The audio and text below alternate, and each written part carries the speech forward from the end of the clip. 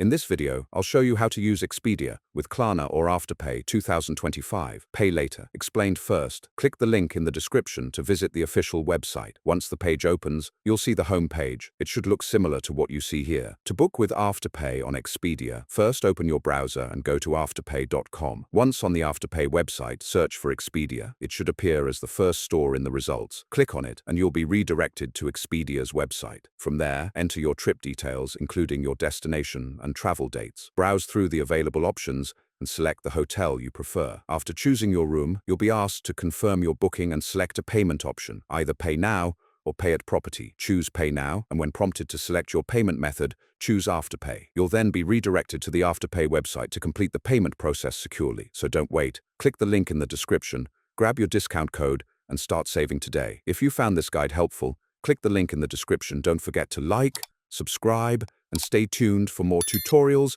and exclusive deals.